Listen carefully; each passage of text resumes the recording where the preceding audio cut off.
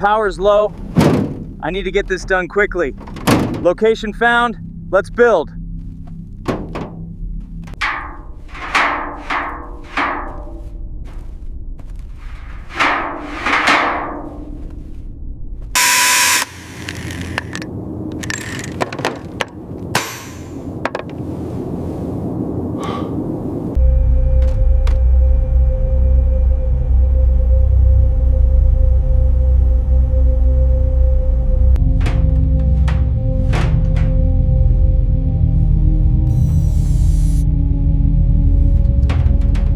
Minutes remaining. Critical. Emergency.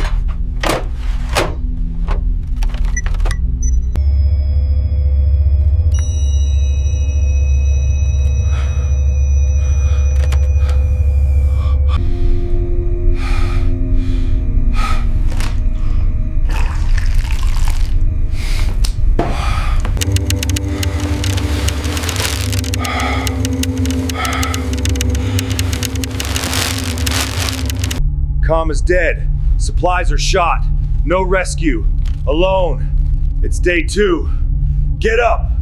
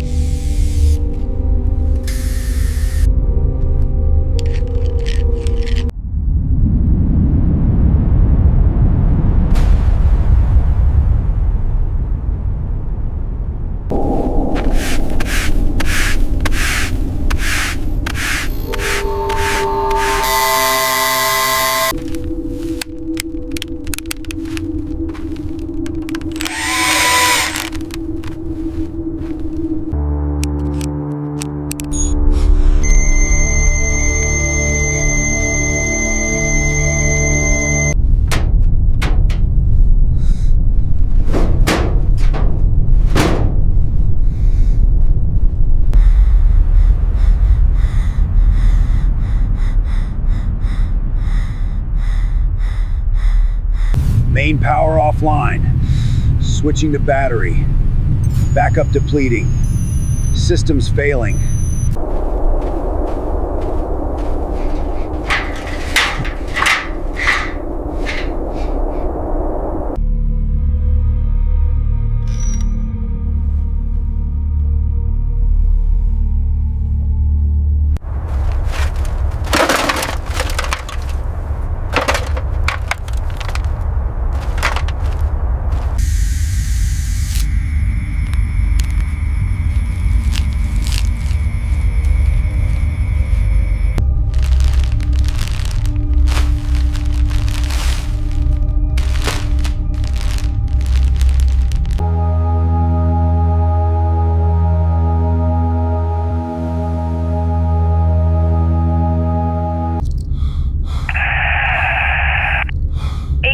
Away. Hope renewed dramatically. Must survive 18 more months.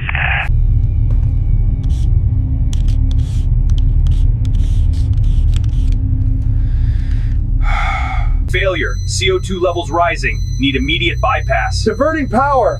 It's not holding. Find an override. Now! Almost there. Just a little more. Wait. Yes. Stabilizing.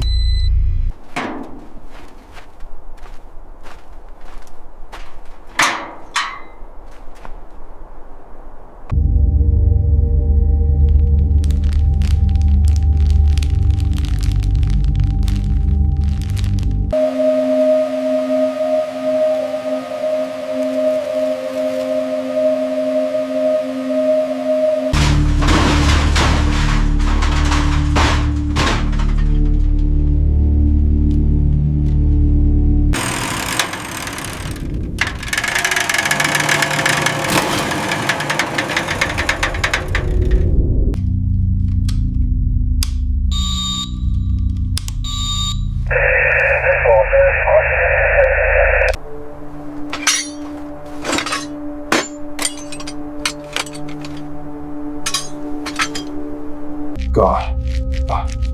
Okay. Breathe. Gotta hold on.